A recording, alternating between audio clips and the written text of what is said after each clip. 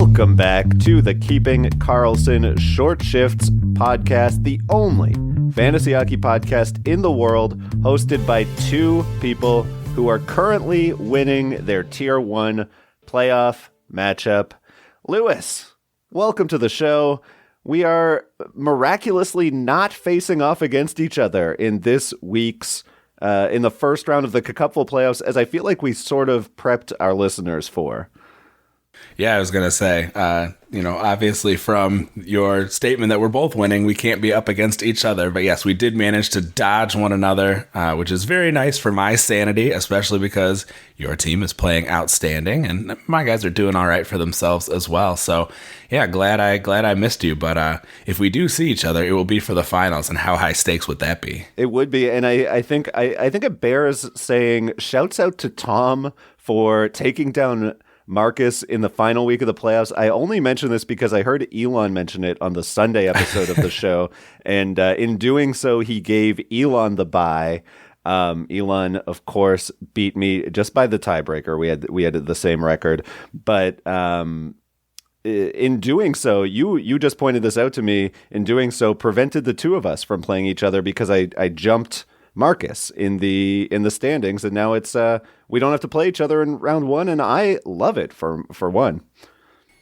Yeah, especially with the way the scores are going out, it would be a real knockdown, drag-out affair. I don't know if I would be ready to talk to you right now from an emotional standpoint. Luckily, we don't have to deal with it, Lewis, but what we do need to deal with is all of the fallout from this Monday's trade deadline. It is now Tuesday evening. We've seen a little bit of some of the fallout, fantasy-wise, resulting from all of the trades this past weekend. We're going to try and get through all the trades. If we do, we'll get into a few other topics, but I will start in Boston, where the biggest domino to fall, of course, Taylor Hall traded to the Bruins along with Curtis Lazar for a second-round pick and Anders Bjork.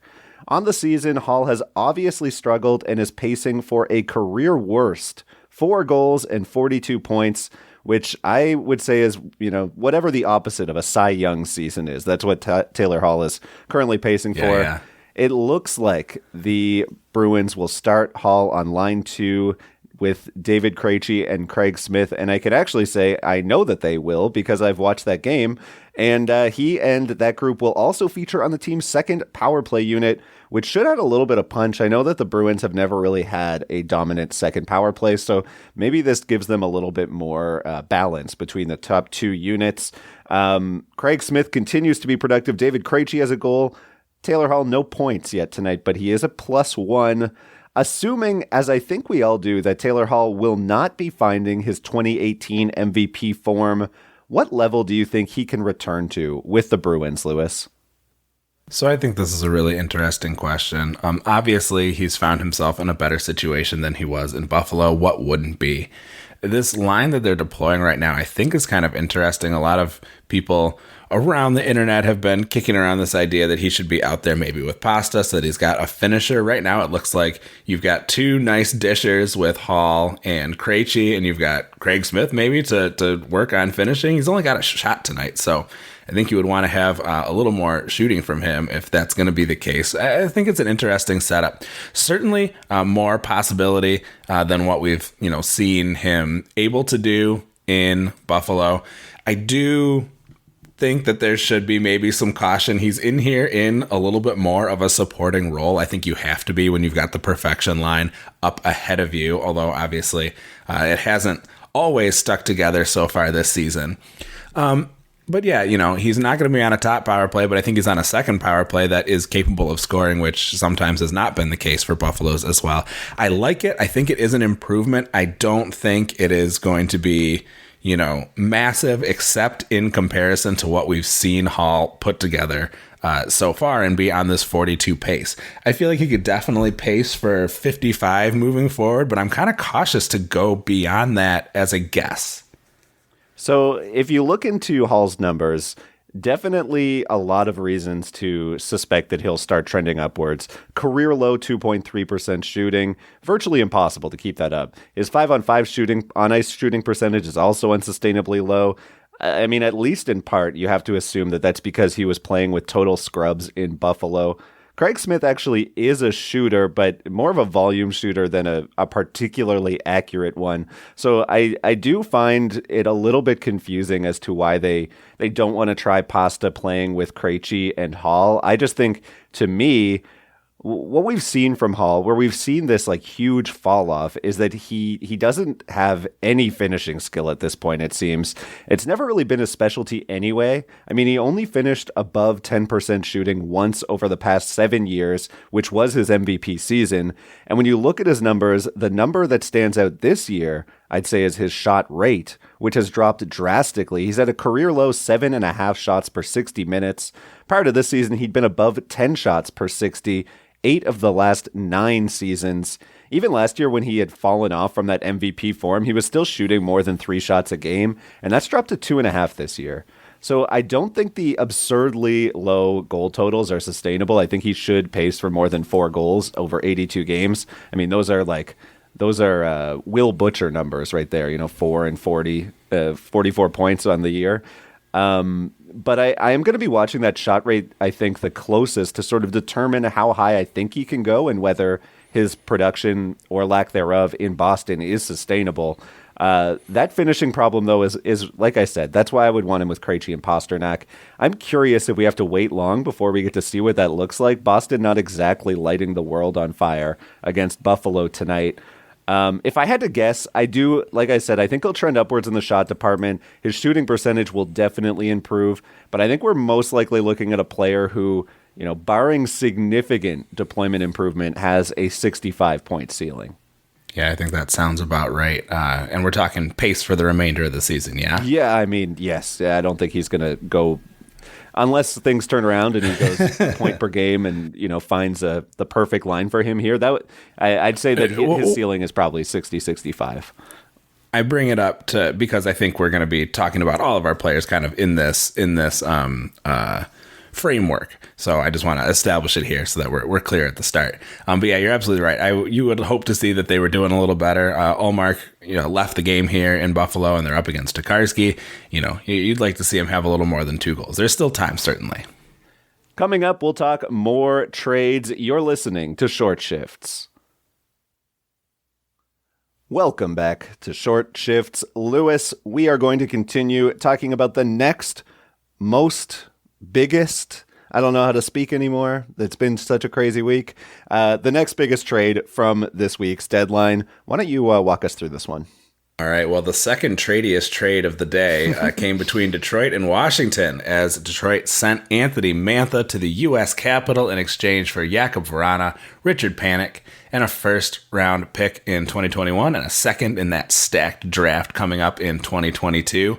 Mantha has been borderline usable at points this season, but a disappointing season on the whole. Much like Taylor Hall, he is off his pace from last year. He is pacing at almost the same rate, 41 points after a 72-point pace in the injury and COVID-shortened 2020 season.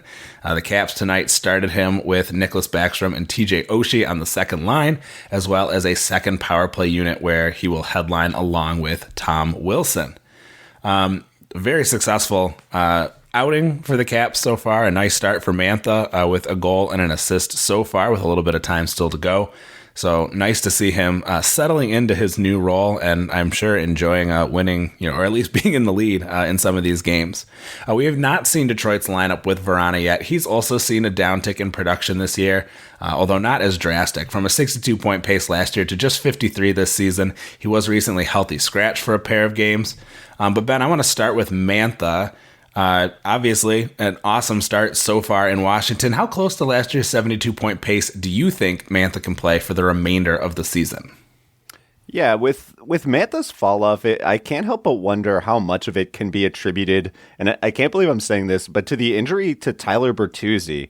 Because last year that Bertuzzi-Larkin-Mantha line was excellent, and they also featured it heavily on the power play. And then with Bertuzzi out for most of this year, Jeff Blashill never fully trusted the squad and never overloaded a line with his 2 best players in Larkin and Mantha. Yes, we have seen them go to that a few times, but for the most part, they've kept Larkin and Mantha split. Unsurprisingly, Mantha has hit a ton of waiver wires after being like a bit of a sneaky sleeper play in drafts. Now he's in line to play next to Nicholas Backstrom, who offers some really excellent upside as a playmaker for Mantha, who's shown he can be a volume shooter in the past, despite seeing a downtick in the shot rate this season.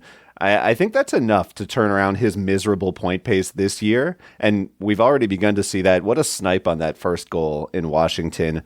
What does concern me about this fit, though, for him is that Washington does not need to use him in an offensive role, and I do think he'll be productive at even strength, but I don't see where he fits on a top power play in Washington. So to me, that is a pretty severely limiting factor for him. I do see him as somebody who can put up like 60-ish points from power play 2 with very nice peripherals as well. The other caveat with Mantha, and this is something that if you listen to the Sunday show of Keeping Karlsson, you may have thought of right away once you saw the trade. Washington has a 2-game week next week, and they don't play any games Monday through Thursday, so you need to make sure you're able to survive your playoff run if you do add him to the squad, although, of course, people have been going crazy getting Mantha on the team, so you might not even have the opportunity to do that. Anyway, to me, that's what I see from Mantha. Is about a 60-point pace. He's not going to get the primo deploymento he would have gotten in Detroit last year that put him on that 70-point pace, but I do really like him over in Detroit, or over in Washington, sorry. Yeah, I think you make some really good points in there. I also was thinking about 60-point pace rest of season. Obviously, he's doing better than that with some big goals tonight, but they're not going to get to play Philly every night of the year. Yeah, but they do have some pretty... do that. They do have some very tasty offerings coming up, but yes, I'm with you there. I think that this is clearly a line upgrade, despite the fact that it's a second line, and we'll see probably some slightly limited deployment compared to what he was getting before. You know, Backstrom, Oshie, Mantha, I feel like could be a top line on quite a few teams in the league. So the skill is certainly there. I don't. I saw this tweet earlier. I can't remember. Somebody said something very similar. I don't know. To me, TJ Oshie, they're all ideal on a second line. I think it's like, on a cup contender, they are right as a number 2 line. I think it's a great fit for them where they are. So yeah, you say on a cup contender, and I'm with you there. Like on a playoff team in the top third of the league, yes, they clearly fit in as a second line. But for maybe that bottom, quartile, I think that they could certainly be an upgrade anywhere that they would go. Totally agree with you there. Like on Detroit, this would be by far the best line. Yes. The one thing I will say when it comes to Washington is that they have hit the line blender many times under Peter Laviolette. So I wouldn't be shocked at all to see Mantha down on a third line for a game or two, or like playing with Lars Eller and. At some point, I don't think that they'll overload the top 6. That doesn't mean I think that Anthony Mantha's bad. I mean, TJ Oshie's been in the bottom 6 for, a few games at a time this year as well, and he's maintained a pretty solid season. So there could be ups and downs as a Mantha owner. Let's go over to Detroit, though, where we can talk about Jakub Vrana, who went to Detroit along with Richard Panik, a first and a second in this deal. You mentioned we haven't seen Detroit's lineup. What do you think about Vrana now, and do you think he's rosterable on your lovable and scrappy Detroit Red Wings? Well, it's nice to pay them any sort of complimentary adjectives there. First let me say, this deal just had Red Wings fans climbing onto their rooftops to profess their love for Stevie Y. I think the conventional wisdom was it was a very nice deal for Detroit. I think that really looking at how it's going to turn out, like from a hockey perspective and not just from a fantasy hockey perspective, I do think it makes a lot of sense for both teams. I think this is a trade that's going to make both teams pretty happy. And I think it's going to make Jakub Vrana happy. This is a guy who is a top 20, points per 60 minutes player who is not getting a ton of time and a ton of great deployment in Washington. And he really struggled to get off that schneid. Now, there may be reasons for that are either behind the scenes or unknown to me for one reason or the other. But I have to imagine that on a team like Detroit, they're going to want to show off their shiny new toy. They're going to want to show off what they got. I don't see why he wouldn't get prime deployment. This is a a team that fantasy-wise, the most exciting player right now is probably Adam Ernie. So I think there's a lot of room for an opportunity for Vrana to step in and start to eat up some bigger minutes. And if he can be productive, honestly, being a third liner in Washington versus being a first liner in Detroit, it's hard to say that, that's not a clear line upgrade to go along with the deployment upgrade. Now, we don't know for sure how he's going to fit in. I have certainly been guilty of getting carried away with being too excited about a player, coming in the past. But he's, right there with Elias Peterson in terms of, production on points per 60-minute basis. So I think giving him the opportunity to have 17, 18, 19 minutes a night, not that that's necessarily what I'm predicting, but certainly it seems like why wouldn't the Red Wings, maybe let him loose a little bit. He could see some very productive time here. I would say, we talked about him being kind of down at a 53 point pace. I don't see any reason he could not resume his 62 point pace from last year with a deployment bump in Detroit and with, what you could consider, I think, to be a line mate upgrade as well. You don't see any reason why he couldn't put up 60 points in Detroit? I'm not saying I couldn't see. I'm saying they should. Just say I will quote. Were those my exact? I don't see any reason he couldn't resume his 62. But I got to hold you to it.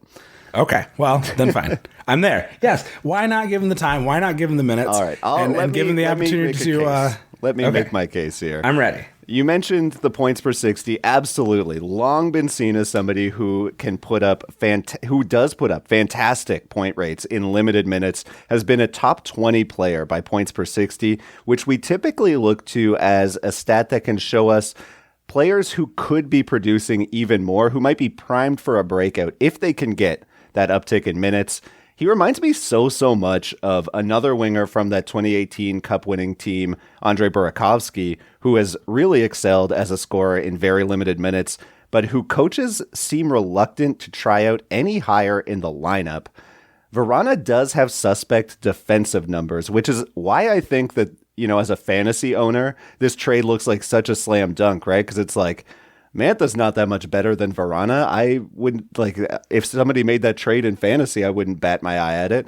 But honestly, if I'm Detroit, I'm at least slightly concerned about giving up such a capable two-way player as Mantha, where we haven't really seen that from Vrana. Maybe that's a coaching thing. He hasn't been given the opportunity, and I'm not willing to write him off. I mean, I want to see him in the role that you're describing and in the role that we all want to see him in, but I'm not quite there yet.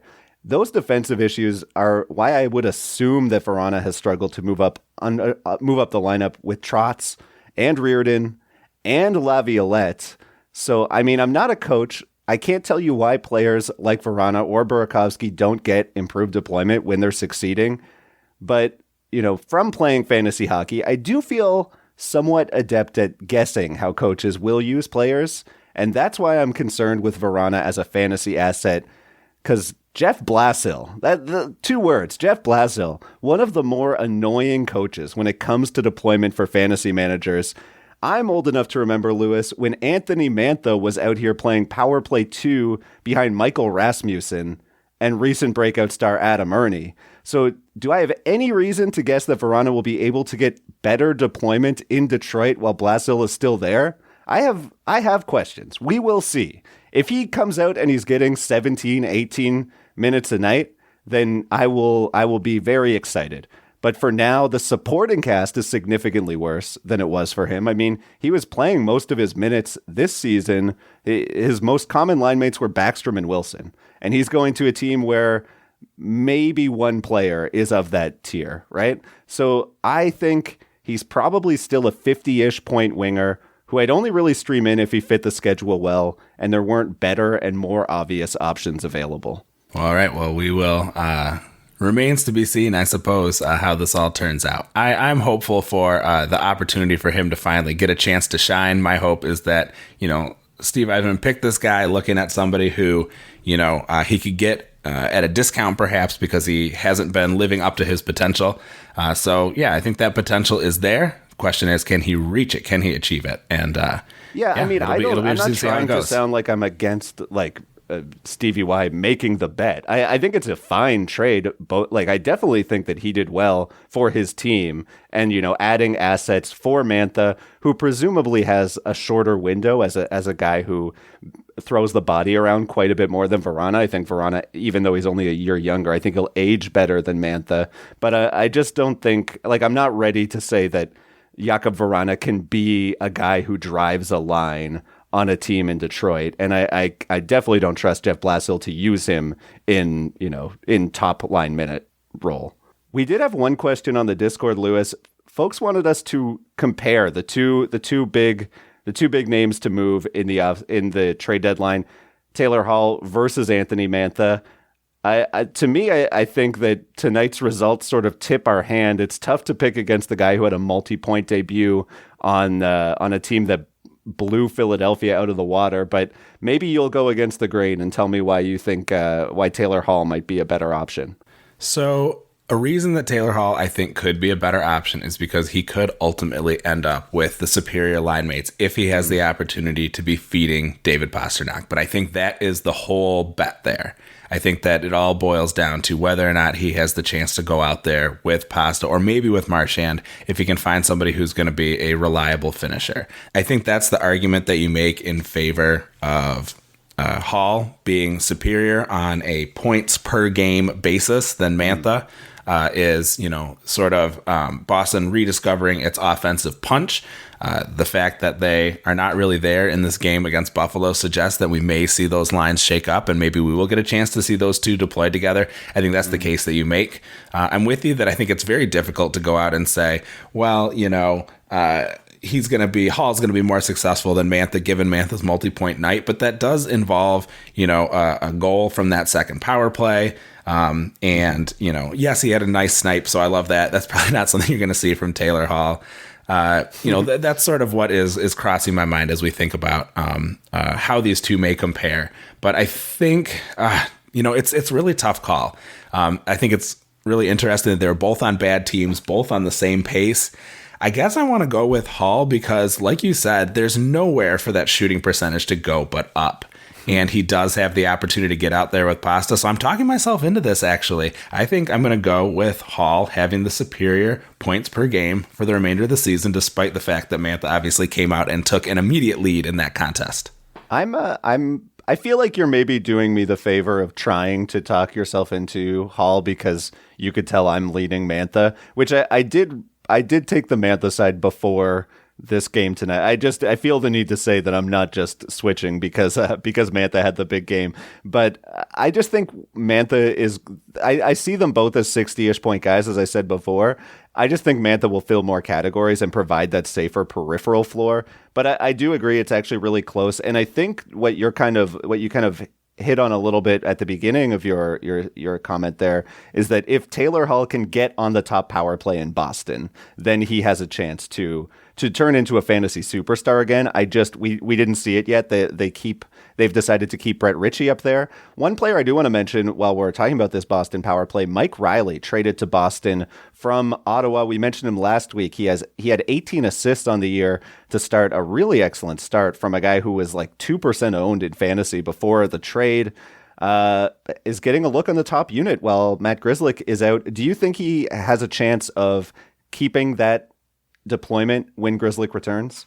I don't think so. I'm going to pour some cold water on this one. I don't see that happening. I think they're going to go back to what they're familiar with and put Grzelcyk back up there when he returns.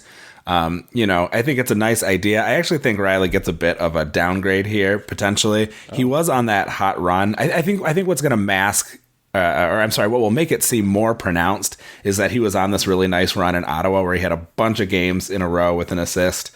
And I just didn't, we talked about this before. We didn't think that was sustainable in the first place. And I think now being in Boston in a likely reduced role, especially because, we haven't seen a whole lot from Boston here in this first game with the new formations. I just don't see it sticking. Interesting. Yeah. I don't see really a reason why Grzelcyk couldn't be bumped. The one thing that makes me think he'll stick and I guess like general loyalty to the guy. It's not like Mike Riley popped on there and went crazy tonight or anything. But Grzelcyk does have the contract, so maybe you just want to keep him happy and you don't want to give him a reason to be frustrated. So yeah, I mean, I think you're right. Probably they lean Grzelcyk, but it wouldn't blow my socks off if they turn to Riley. We are getting to a little bit long here, but I do want to get to a few more things. We'll go first to Pittsburgh. Jeff Carter traded to the Pens from LA. Sullivan said the plan is to use him as a center while Malkin and the rest of the middle six remain injured. Do you think Jeff Carter can be fantasy relevant on these Pens? Yeah, I think that he could potentially slot in as a streamer for a little while. Again, we're sort of up in the air about where Malkin is. Is he back, any day now that he's skating? Is he getting ready to return for the playoffs and we won't see him during the remainder of the fantasy season? It all is kind of up in the air.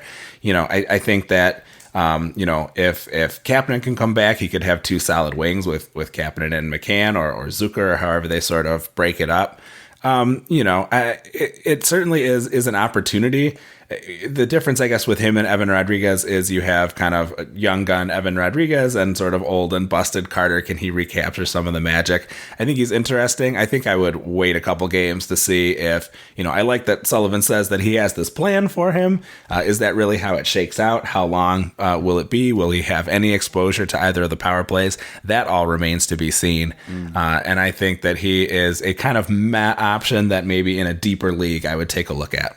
Yeah, I agree with you. I think he's a schedule-based streamer unless he proves he can do more, or we see some crazy deployment for him. I do think it might be a nice little, and I guess I don't want to go crazy here, but it might be a nice uptick for Jared McCann at even strength, who I'm mainly just mentioning because he's been fairly cold at even strength despite continuing to be a massive power play point provider for fantasy teams. We have one more spot that I want to make sure we get to, and that's Toronto, where the Toronto Maple Leafs made a big splash, sending out a first and a fourth. They wanted to pick up Nick Foligno, former captain of the Columbus Blue Jackets.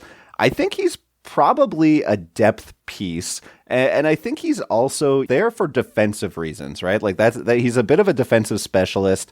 So what that makes me think he's probably a good fit for the team, and he might even be good for that goaltending, which brings me to sort of what I wanted to talk about here, which is the Leafs went out, they picked up David Rittich to shore up the goaltending as Frederik Andersen remains on the shelf, and then they went out and gave Rittich his first start tonight against his former team, Calgary. So far, 2-2 in the middle of the third. Rittich has 18 saves on 20 shots against. So on deadline day, Dubas went out of his way to say that he does expect Frederik Andersen back before the playoffs. And all of a sudden, Campbell has struggled a bit. He's had two shaky starts after an immaculate run to start the season. Do we have reason to believe at this point that Campbell will not be a volume guy rest of season after he looked like he could be a potential league-winning waiver wire pickup like as recently as last week? So what's interesting about this, I think, is that, I think Rittich is there as an insurance policy. I think there is, what happens if Freddie Andersen comes back and he can't hack it? What happens if Andersen re-aggravates his injury? I think Rittich is there to make sure that, the Maple Leafs are not left goalie-less in the playoffs the way we sort of saw happen with, Colorado, maybe not entirely goalieless, but you know what I mean? Just in dire straits with what they can put out there. No, I think that you're right. Goalieless like Colorado. That makes a lot of sense to me. I think that's right. All right. As long as my meaning was clear. Very clear. It's been a couple shaky games. The dude set an NHL record for wins in a row to start a season.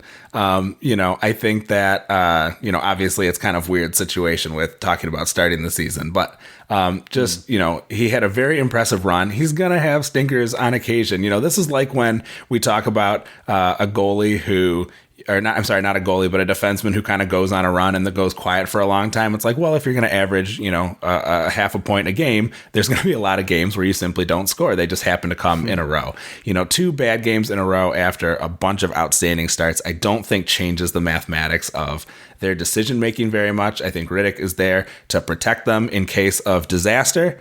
And I think that, Campbell is still going to be a valuable resource headed down the stretch. That's my take. I definitely don't disagree with you. And I mean, part of the reason why Rittich starts tonight is because they're coming off the second half of a back-to-back. But yeah, when they only had Campbell and Hutchinson, it's kind of like, well, they're going to have to lean on Campbell. And now that they have Campbell and Hutchinson and Rittich, and we're being told that Frederik Andersen is likely coming back, that's when I start to get a little bit more nervous about depending on Campbell. So yeah, I guess it really just depends. I'm keeping my eye on the return of Freddie Andersen very closely if I'm a Jack Campbell owner. And I'm also keeping my eye on the results from Rittich and from Campbell over the rest of this week, because I don't think that basically there's not a lot of time for these guys to figure it out, right? Like either they're going into the playoffs and they expect Andersen to come back and be good now, which he wasn't before, or they're thinking, all right, we're just going to roll with Campbell. And I agree with you that Campbell has looked good. I don't think that he's suddenly bad, but I also don't think that he's, like 10 good starts in a row good, because I don't think any goalie is that good. So, it's just hard to say what we're going to see out of the next 10 games out of Campbell, even though we're used to talking about him as like this guy who just broke a league record and set the world on fire. So I'd say my eyebrows are raised as far as Campbell's value rest of season goes. I'm just a little bit more nervous this week than I was last week. That's as far as I'm ready to go, I suppose. Do you kind of get some Pittsburgh Penguins MAF versus Matt Murray vibes here a little bit? Which 2 goalies? There are like 4 goalies that are in the picture. So which 2 are we talking about? Talking about Andersen and Campbell. Yeah, I can see it from that one. Yes, for sure. Although, yeah, sure. I'm sorry. In my mind, I immediately went to starting to compare Fleury's career to Andersen's career because I'm an incredible pedant who's unable to really get into the minutia of any question that I'm asked. That's what I appreciate about you, bud. Thank you. I'm glad somebody does. Anyway, no, I think that's actually a pretty fair comparison. If we see these Leafs make it into the playoffs and Campbell stays hot, then I think that you will hear a lot of other people make that same comparison. So you heard it here first, everyone. Lewis is trademarking that comparison. Lewis, with that, we should probably get the hell out of here. We've gone way too long. This is turning into a medium shifts. For myself, Ben Burnett, thanks so much for listening. Please sign us out, my friend. Yeah, we got to get out of here before our tired legs get us caught for an ugly goal against. Thank you all so much for joining us. As Elon and Brian said, those of you who are sticking with us through the end of the year are probably the cream of the crop of fantasy managers. Either you are in the playoffs or else you are, just tuning in to absorb all the knowledge you can and get ready for a run next year. So thank you for downloading. Thank you for being here with us. We appreciate it. Please follow us at Short Shifts KK, Elon and Brian at Keeping Carlson, Dave Benton of Stream Scheme at NHL Stream Scheme. Please visit the great sites we research our episodes with at Yahoo, Frozen Tools, Natural Stat Trick, and Couple.com. Our intro and outro music was created by Pat Roach. And until we see you next time, play smart and keep your shifts short.